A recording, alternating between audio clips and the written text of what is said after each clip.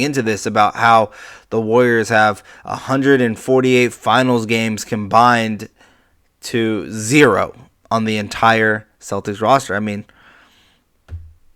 that was such a big storyline leading into these games that it's really blown me away with what we've been able to see here. And like I said, John Ryan's going to be joining in here in a minute. He just said logging in, so hopefully we'll see him here in just a moment. If you guys haven't done so already, please hit that like button, share this video out there, Twitter, Facebook, wherever you can. We are live here on YouTube, the Kings Court Podcast, presented to you by RateCrushers.com. Let me know, who do you guys got in today's game? Is it the Warriors plus 3.5, or is it going to be the Boston Celtics minus 3.5? We'll let Ryan join in here.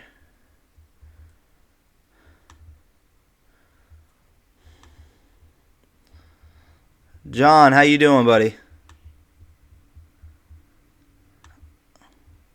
I can't hear you. Okay. Let's see what's going There on we here. go. There we go. Now I can hear you. Yep. Okay. John, how you doing? Welcome Awesome. to the Kings Court, making your Kings Court debut. How you doing, my I friend? know. I'm psyched. Do I? Is it possible to put a green screen on this platform? I believe so. I think you'd have to control that on your side. I've never had someone come in fully ready to go with a green screen. You're my first guest that just said, I got a green screen ready. I've never actually had that yet. So I think it would have to be controlled on your side through the camera settings. But as of right now, you look clear and you look like you're ready to go. Okay. But So, John, hey, first off, let me say thank you again. You're making your Kings Court debut. Guys, for those who don't know, John Ryan, sports betting expert for SportsMemo.com. Him and I have been going back and forth on Twitter a little bit, just talking about these NBA finals and viewing his stats here. I mean, look at these numbers here, John. You against the spread, you have just been killing it in the NBA. 68% NBA best bets, best sites, total win streak, a 71% win percentage on NBA, NFL, and NCAA. I mean, tell me, what brought you into sports betting, and how do you find yourself being so successful at it? that's a great question. I worked on Wall Street for 18 years. Lived 2 blocks from the towers. My last position was a chief currency strategist. Made a couple appearances on that show CNBC, which was far different than the enjoyment I get out of these shows. Yeah. They you and after non-farm payroll was released, either say the Dow was going to go to the moon or the world was coming to an end, and just it wasn't very enjoyable at all. But my career was, no doubt. Bloomberg TV was fun. Bloomberg Radio was fun. But the pressure associated back in the day in the mid '90s with CNBC was something it was more of a joke between colleagues. Uh, Yeah. in a while, like I had this Polish friend, and I would mention the Polish zloty currency. Now, nobody in their right mind talks about the zloty, right? But I happen to do that once in a while. It was kind of my way of paying back the situation. But anyway, in '95, I was in charge of our crude oil operations at the firm I was working at, and that was back in the day where we did this to make trades in the pit. And on a Friday afternoon, much like this, after all the traders meeting that I had, and then we would adjourn to our hydration purposes. He said to me, "Why don't you take these neural net models that you're building for the currencies and we'll apply it to sports and we'll make a fortune?" And I swear to you, I looked at him and I was just like, "You say that again, and I'll have reason to fire you because it's a 50% proposition. Sports betting, we're not going to make any money in that." Well, he convinced me to start building a few databases, and lo and behold, I had one of those eureka moments where I was like looking at the data, and I was like, "Oh my goodness gracious, this actually, wait a minute, this actually can make money." So I basically had it as a hobby for the last, basically the last 27, 28 years. I saw immediately how much of the industry was tainted with scams. We have locker room information, bet all you want, get your girlfriend a diamond ring at the end of the day. Yeah. And wow. there's an opportunity here to actually teach people the dangers of sports betting, number one, and two, how to do it with a disciplined way, but yet have fun and make the game more exciting. And when the wave of legislation started coming through the last couple of years, I went to it full time, and it's just been a blast ever since. But that's the premise of my whole business is to not blow smoke where it doesn't belong. Be honest, be transparent. If you lose a play, you lose a play. It's just one play. It's not a season. And Yeah. especially Te- with all the new bettors out there, because they're going to run into those pitfalls. They're the ones that start out hot and win right away. yeah. You know what happens, and it's a shame that it does, but that's kind of what we're aiming to do. Yeah, honest takes and showing you the numbers. I went on SportsMemo. You were nice enough to send me some of the links that you've sent out to everyone. I was able to read through. You guys do such a deep dive into why you guys are making each and every one of your picks, and I find that to be not only an honest take, but it gives you more reason to say, hey, this is how we landed on it. And I think many fans of yours will definitely be appreciative of that. So if you guys haven't done so already for some big picks, and we're going to talk about today's pick here in a moment, John. You guys go follow him, John Ryan on Twitter. John, what's your Twitter handle? It's at John Ryan Sports and the number one. And the number one, Appreciate that very much. sportsmemo.com.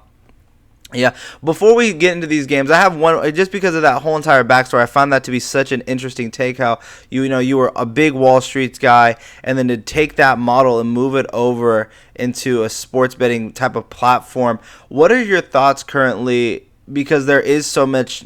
I feel like a new flow of bettors falling in, and I think it fell from this DraftKings situation. I feel like DraftKings has brought in such a new wave of players, and they're now becoming big on Wall Street. I'll be 100% honest with you. I dove into them when they were into a SPAC, so I'm sitting on some Wall Street or on some shares of DraftKings since they've hit Wall Street. But I feel like they're slowly becoming the name for most sports better now. Do you think that they're just it's all about growth for them month or state to state for them to become legal and even having this neck? I feel like we haven't even seen the peak of this wave of new bettors yet. Yeah, I agree 100%. We're nowhere close to the peak of bettors because there's going to be the state of Ohio, for example, with the Buckeyes alone. Columbus, Ohio, is going to be a large number once they get it passed. It was hoped that they were going to get passed before football season started, but they're going to get it passed in the spring. So it doesn't matter really when. It's just that over the next 5 years, there's going to be a tidal wave of people that are allowed to bet, and there's going to be a need to teach them uh, clearly because there are no sure things. There definitely are no locks. There's no I stay away from game of the months and game of the years because it's hype. It Yeah. just gets people, oh my God, he's got a game of the year.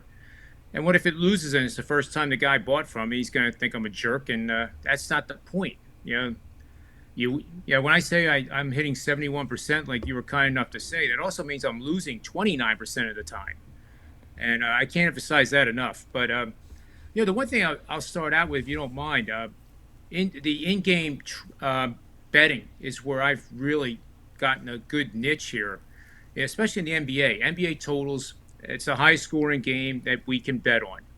No other game, soccer is the lowest scoring, but the volatility is so similar to, watching crude oil futures trade in the pit. The volatility of price action is, it swings and then it swings and it's up and down. So with a total tonight of say 214 and a half, Mm-hmm. there's a mathematical formula that I tweaked from Wall Street called implied volatility. And what that is, it measures how much an underlying stock is going to move up or down based on the option that you're purchasing or selling. That's the easiest way I can describe it. So what it does is it analyzes how the teams have been scoring over the last, say, 3, 5, 7, 15, 30 games, weights the most recent, and then comes up with a level before the game starts. And I think this is really key because you can't get into a game and not have a plan. So if, let's say you like the under like I do tonight. So I'll go 50% pre-flop, meaning before the game tips at Mm-hmm. 214 and a half. and then I'll take 25% and I'll look to add it at 219.5 and then 226.5.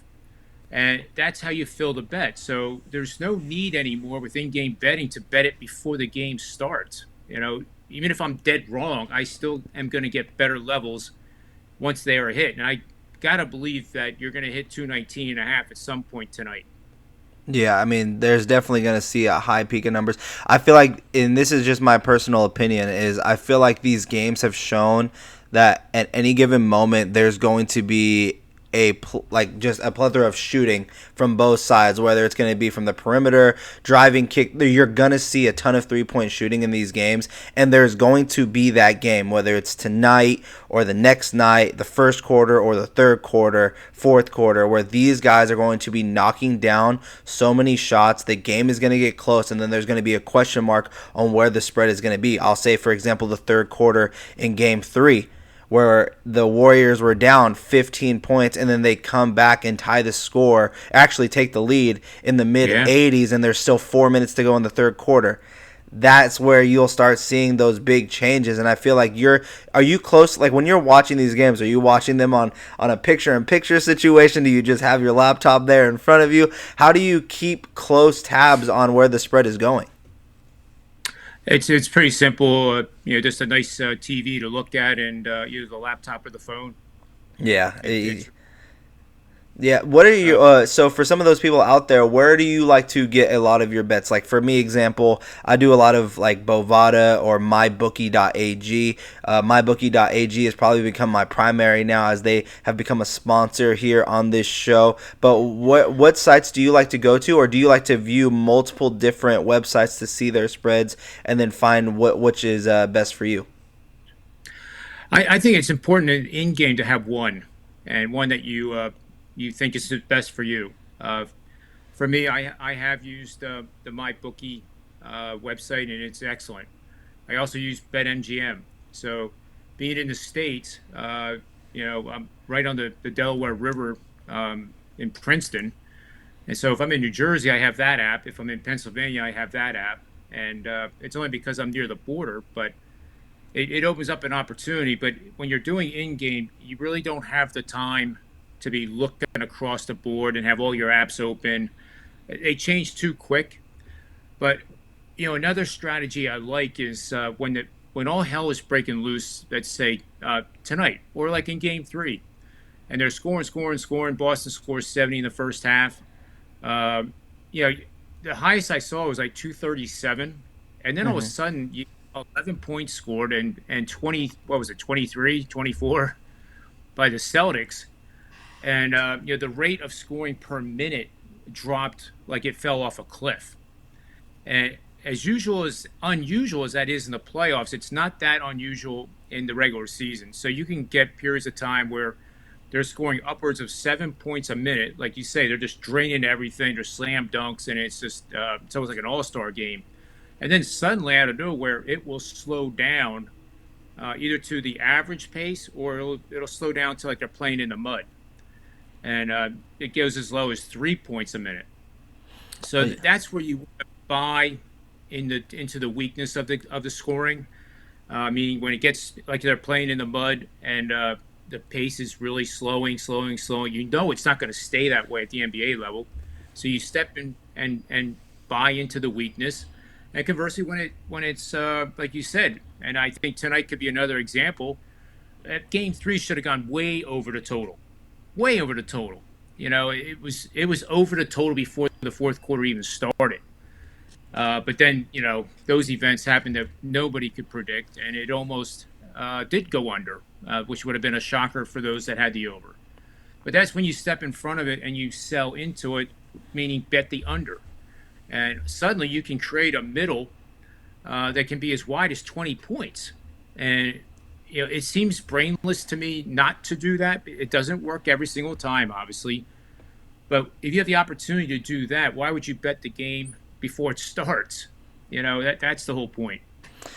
Yeah, I mean, for me, I'll be honest. I do sports betting for NBA best bets on multiple different websites. I'm 52 against the spread, so definitely not at that 71% level. But I've only been doing this for probably about 4 years total, so I'm still into it. But I'll tell you this, John, just hearing your analysis of these games, it brings me to like listening to Wall Street or listening to it to these CNBC. I love that you bring that mindset here into the games. So while we're talking about it here, and I still have you for a couple more minutes, I think it's time for us to dive in to tonight's Game 4 action, where the Golden State Warriors still in Boston, 3.5-point underdogs here against the hot Boston Celtics team. I'm looking at this spread, and I feel like a lot of the money has been moving toward the Golden State Warriors at plus 3.5. But you see this spread, John. What are your views, and what are you thinking heading into tonight? It's much like Game 3, and unfortunately, my top bet that I give out, and it's a rare time when I give it out, is the 5%er, which you see in the track record. I was on the Warriors in Game 3, and as the day wore on, I had a show with Steve Merrill of Wager Talk. We actually talk about the financials, Bitcoin, S&P 500, whatever is going on in the financial world on Wall Street. He's a great trader in his own right. And we just get together and have this show. And we also tie it into sports betting, much like you and I are doing. And he was actually on Boston. And, he brought it to my attention that the flows had shifted greatly in the previous 3 hours. And that made me nervous. Sentiment is a big, big factor in the handicapping process. Again, it's so similar to Wall Street. You get the tops that we had in the S&P 500, 82% of people, basically polled. The pulse of the market was 82% bulls. And when you get that high, for whatever reason, the market then corrects and you have a top in place. Conversely, when it's at bottoms, if you tell your best friend, I just bought 100 shares of DraftKings, and he looks at you like, "Are you nuts?" That's, with all due respect to your friend, that's a sign that you might be right. Yeah. So that did make me nervous. But I have to admit, when it was 82-81 and Curry hit that 3-pointer, I couldn't help myself. I felt pretty smart about my play. I thought, well, it's like watching Tom Brady. They're going to win. Yep. And I was like, whew, boy, that was humbling. Yeah. But much the same way for tonight's game, the flows are going to the Warriors because I think the recency bias, and I think that's what I'm correcting with my own handicapping here, is you can't look at the flash and the finesse of the Warriors of past years, especially in the 3 years that they won the World Championship, as part of the characteristics of this team, because they're not the same. This team is far more defensive oriented than any other Warriors team that I think Coach Kerr has ever had. And when they don't put it together, it's awful. And I don't, my gut feeling, Vincent, is that Boston is more physical and they're younger. Yeah. And they're, as Udoka said in the press conference, we try to, impose our will on an opponent and literally make them succumb to a loss. And we saw that in the fourth quarter. And that was really the first time the Celtics had that moxie where, no, you're not going to do this to us, Curry. And they basically, ripped his face off in the whole Warriors team. So, that's the matchup. It's that strength and youth and imposing the will against the flash and finesse of the Warriors. And, I don't have a play for my models on the side at all. It's just the total that I just gave you. But I wouldn't be surprised to see this go 3-1. Yeah, I'm pretty surprised here. I don't know how close I was watching because I was hoping to have you on the last time the other day, and then things happened. So I'm glad I got you on today for this game. But I've been pretty surprised because I've been watching the totals, and you said you were gonna take the total of that 214.5. You're taking the over on that, correct? I'm starting with the under tonight. Oh, the under. Yeah, okay, so you said the under, and I've been finding it very interesting that it was initially at 215. That's what the line started at, and it has now dropped all the way down to 213.5. Are these growing signs to you that they believe it's going to be a very defensive game? And then for me also is I see these lines dropping. I also grow to believe that, hey, maybe it is a closer game than we all expected. Maybe that's even more the reason why you're seeing this big money landing on the Warriors heading into tonight's matchup. I agree 100%. I think that's the scenario, and it's so different than what we think of Warriors before. in past years, Warriors and over all the time. They're going to outscore their opponent. Nobody can defend them. And now it's transitioned into if you like the Warriors, you you essentially have to like the under. Yeah. The other way around with Boston. So it's the first time the finals have ever had the two number one defenses based on defensive efficiency since '96, and ironically, that was the Seattle SuperSonics and the Chicago Bulls, in which Steve Kerr was a player on that Bulls team that won 4 games to 1. But I thought that was interesting too because the focus is always on the scoring. The MVP award will ultimately go to the guy who's scoring the most points, either Tatum or Curry, I think. Well, clearly Curry. If the Warriors win, Curry will get the MVP.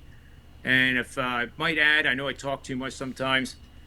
On some of the books, Steph Curry is listed at plus 200 and plus 210. If you take the Warriors now in the finals to win the championship, they're basically 180, 185, depending on where you look. So my recommendation is why bet 180 or 185 when you know if the Warriors are going to win, there's like a 99% chance that Curry would get the MVP. You're getting paid more with Curry at plus 200. And I just throw that out just for thought. I have some names here, and I would hope to see if you can tell me the over under, if you would take the over or under on a couple of these names in terms of points totals. I don't know how Okay. often you hit these, and that's how we'll kind of end this out because I find these are where a lot of my fans that like listen to NBA Best Bets always ask me like, would you take this player? Would you take this player doing this and this? So I got a couple names for you, and I find this one to be one of the most interesting. Over under right now, sitting for Draymond Green is at 7.5 points, with the spread at Oof. minus 125 for the over and a minus 105 for the under. The guy is averaging 4.6 points per game in this series. Which one would you take for 7.6 after so much drama that's leading into this game after him doing a Wow. podcast? That is a tough one, but I will emphasize this with prop bets. I call it pizza money bets. Yeah, So it's exactly what that means. I'm not betting 4% units on prop bets. It's truly like $25, $50 at the most in that range. hmm Uh, I think I'd be at the lower end of that range, $25 on the over 7.5. I can't imagine Draymond not coming out tonight with a purpose, and that purpose is not going to be to get ejected with two technical fouls. Um, again, if he doesn't, then that just puts more load on Curry, more load on Klay Thompson, who's having trouble fundamentally shooting. That he's so messed up in the head. He's watching YouTube videos apparently of himself when he was red hot during the previous playoff years. He that's said it. that's Whether he's actually interesting. doing it or not, I don't know. But I would lean. I would take the 7.5 over minus 125. Yeah, I think I'm also leaning toward the over. I feel like the odds are suggesting that they want you to bet on the under because they're gonna give you even money essentially at minus Right. 105. You know what I mean? So that always Yep. makes me sway to the other side. You bring up Klay Thompson. I find his line to be the most interesting out of everyone that we have sitting here, and that's why I wanted to get your perspective on these two. He's sitting at an over under at 20.5 points, and it's at minus 115. Complete coin flip on both sides. I don't know how you're feeling, but I feel like if you're watching YouTube videos on yourself and you're in your head and you have guys like Jaylen Brown, Jason Tatum, and Marcus Smart digging into you, I'm betting on him on the under, and I think that they're going to rely heavily on Jordan Poole to become that next guy. I agree. I definitely agree with that, and I think it's either like an arbitrage where you would bet under with Klay Thompson, over with Poole, or over with Curry. Yeah, Uh, Especially if you think the Warriors are going to win. If you think they're going to lose, then I guess all of these players would potentially, two out of the three probably play under if Boston wins. Is my gut feeling. But Klay Thompson is so good when he gets hot. I mean, there's nobody like it except Curry. yeah. I mean, 30 Um, points with three dribbles is pretty insane. yeah, yeah, yep. I mean, It is. he he can surprise us all and drop 30 points in the quarter, but it would be pretty surprising to me. The over under for Curry, by the way, if you're wondering, is at 29.5 points for tonight's game. That's a lot of points. That's a lot of points. That's a lot of points. You hear that number? What are you thinking? Just on just gut instinct, you just hear that number. I mean, the gut instinct is under. Yeah, the gut instinct is under. That's too many. As long as we have time for me to mention this, I kind of got irritated with one of the announcers in the last game, which is very rare. I'm kind of, just I kind of just sit there and don't say much of anything when I'm watching a game. But they made a comment about the poor defense of Horford, especially off the pick with Curry. So they have the screen. Curry comes off the screen. And they were saying that Horford was too far back into the paint area, and that's why Curry was starting to make these threes. Well, I was like, are you kidding me? I really, and I could be dead wrong, but I know the game a little bit. What Boston is doing is they're forcing Curry to beat them from the arc, and sometimes only him from the arc. Klay Thompson wasn't around, and I don't even know if Draymond Green played the game last game. It was so bad. But if you choose then to go into the paint, you are going to be harassed by 2 or 3 Boston Celtics. And, much to the same on the other side, the Warriors are kind of doing the same thing to Tatum. And in game 2, he shot miserable from 2-point range, but shot 7 of 14 from beyond the arc for 50%. So when they said that, I was like, that's exactly what Boston wants to do. They want to see Curry launching those threes, and if he makes it, he makes it. But him alone is not going to beat them, is their theory, and that's my take on that. Yeah, they're gonna say you have to beat us by yourself. It's gonna be. Yep. I want to see a LeBron James type of dominance performance if you're gonna beat us, and let these other guys. We're gonna make sure that they can't get off. It's a very interesting take of how you're doing, and you actually even seen that a bit in game 1 where he got a screen and they sagged all the way down, and everyone's confused as to why are they even leaving him open. I remember in that first quarter they were surprised. That first quarter barrage of threes from Steph Curry. I believe he had 22 points or 19 points in the first quarter, and they're like, you're leaving him wide open. But they chose to have everyone else beat them. Let's see if you can beat them if we're putting that pressure on you. And they made that comeback. They stole game 1, game 2. They got punched right back in game 3. I think they showed that you're scoring 33 points in a quarter on us, and we're still right here, and we're gonna hold you to 11 points in the fourth. And I find like this is gonna be the definitive game of what type of series this is gonna be. Because if it goes back into Golden State and it's 3-1, do you believe the Warriors still have the fight to bring it to a game 6 or to bring it to a game 7? That is $1 million question. The advantage they would have is they have 2 of those 3 games at home. However, Boston has been one of the best road playoff teams we've seen in decades. They're 10-2 on the road and 9 spread. I mean, it's incredible. At home, they're not so good. They're now 2 games over 500 straight up and even against the spread. So, now that I said that makes you want to take the Warriors tonight. Of course, I will say this: Boston is 6-0 in any playoff round of a playoff year. Winning game 3. I don't really know what that means from a handicapping standpoint. It's just that they're on a 6-0 trend when they win game 3. Game 5 is far more important. But teams that are up 3-1 are 83% of them go on to win it. So you got to think 83. That's a mountain that maybe even Curry can't overcome. Yeah, there was a stat last night that Doris Burke threw out there on ESPN Radio, which was whoever wins game 3 of the teams, 82% of those teams go on to win the NBA Finals after winning game 3. And I found that to be a very interesting stat there as well. John, I thank you so much for joining us here on the King's Court, man, and making your King's Court debut. I definitely want to have you on again sooner rather than later, maybe during the NFL season, and then coming back again for the NBA season. This was a lot of fun.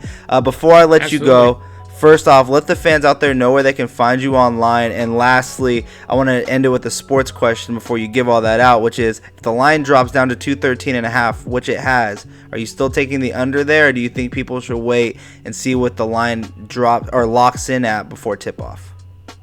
I'm going to do 50% pre-flop at whatever price I get. It might be 213 when I get within an hour of game time. I usually wait till then. Then I'm going to look for, if it's down that low now, the numbers are going to be a little bit different than I said. So it'll be 217.5 for 25% more, 223.5 for the rest. That's my full bet. There you go, guys. You guys heard it there first. John Ryan, sportsmemo.com. John, thank you again so much. Where can the fans find you online? Well, over sportsmemo.com, at John Ryan Sports, and the number 1 on Twitter. We'd love to have you follow me. And, I enjoy exchanging information, so don't be afraid to send a direct message to me. I try to get back to everybody, and exchange of information is very important in handicapping and winning bets, period. You can't do it alone. Definitely can't do it alone. I love the perspective, man. I love the Wall Street mind. I definitely want to just pick your mind even more so on Wall Street as well. I'm big into the stocks, man. I was super excited to hear about the splits. I just got a split with Amazon recently, as well as Google coming soon. So we'll talk about that on another show. But again, thank you, Ryan, so much for joining the show. Guys, we're going to go on a quick commercial break here. When we come back, Rylan Stiles of the Locked On Thunder podcast joins to talk about all of this chatter between the Sacramento Kings and Thunder potentially making that trade here on the other side of the break.